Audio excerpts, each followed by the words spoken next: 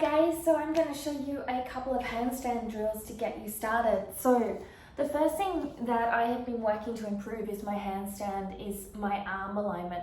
One of the things that a lot of people do is this type of movement where the elbows come out, but we really need to think about wrapping into the strength of our core by placing our elbows to wrap around, external rotation. So when you see that, if you look at the core, for example, you've got the core here and you've got this movement, which a lot of us are doing without the straight arm handstands, and it comes a lot into chest strength. It comes a lot because we don't have the ability to have flexibility. But from here, watch as I wrap my arms in, see how my core engages. So if you're looking closer, here is the core. The light's probably a bit better there. And then wrapping, see how the core comes into engagement, not on and on. So it's really important to understand that's the first thing. A great key way to do that is get an elastic band, place it above your elbows, and it'll help your elbows to stay in, and think about wrapping forward. The weight of the hand, the placement of the weight for a handstand should come around here. A lot of what happens when we fall is we place and end up with the weight at the back of our hands. So that's another thing to think about. Where is the weight placement of your hands? So the first drill to do, you can either start from here or start from here. It's up to you. And from here, what you want to do is do 10 reps wherever you're jumping into a pike, or let's say a ball, a tuck, and then going up into the straight handstand.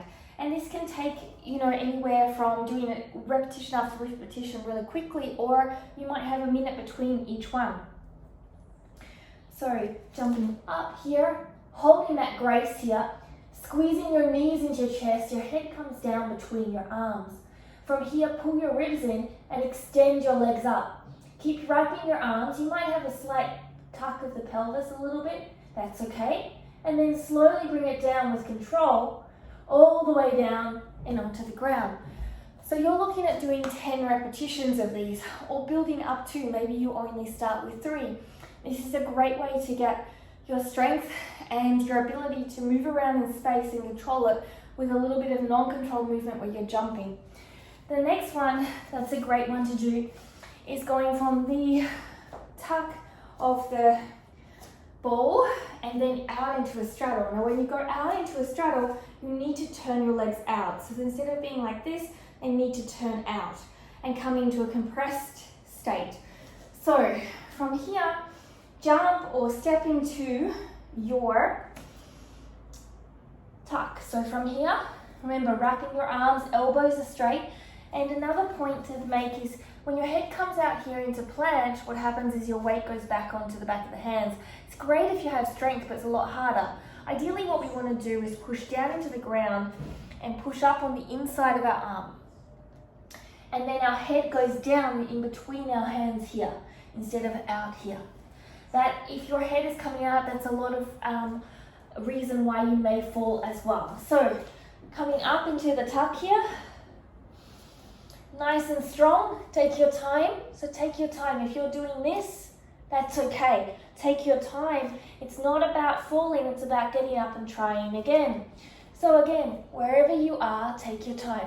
Squeeze your knees in to your chest, and you're gonna open your legs out, pull them down and squeeze them back in.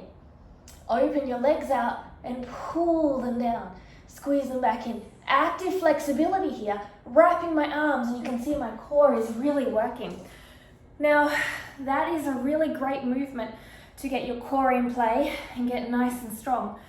It's also really important to do because your transitioning of leg movement allows you to feel how strong you are and build endurance in your arms. So working up to 10 repetitions of that, maybe you do 5 sets of 2 with 30 seconds recovery. It's totally up to you. Handstands is a lot about also doing the time on your hands. Now a great one to also work on the alignment, so your head's not coming out, your head is going down in between your arms, is just holding the tuck and compressing the knees in. So a lot of people, when they do a tuck kind of like this or like this. Instead, it doesn't allow for your head to come under. See how my head was out? and it doesn't allow for a strong core engagement. So now, alternately, what we're looking at, again, pushing your arms up, wrapping your arms. You're going to squeeze your knees into your chest and down. And as you pull your ribs in, you're going to have a nice strong tuck. And then you're pushing the back of your tail and your hip bone out, but you're not arching.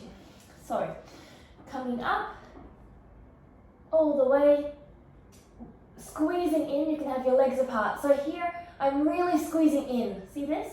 And here, I'm really coming out and I'm falling. So practicing holds of 10 seconds to allow yourself to squeeze in to get compression would also be another great way to be able to build a more solid handstand. And one more to do would be go from straddle to half straddle. Doing as many reps as you can, or straddle to full straddle, that's up to you. So all you're doing, you can start off in a tuck if you want, is coming up into your straddle here, wherever you want, and from here, coming up halfway, coming down, coming up maybe a little bit more, coming down, or maybe you're coming all the way up and coming down. So whichever one you want, and practicing repetitions out to maybe get 10 repetitions eventually. These types of drills I do a couple of times a week, and they're really helping me to build more strength, stability, better alignment in my handstands. So jump them into your practice and see how it goes. Let me know below how your handstand practice is going, what you're working on. Don't forget to ring that bell to get notifications, subscribe, and most importantly, know you're awesome, becoming more awesome. Namaste.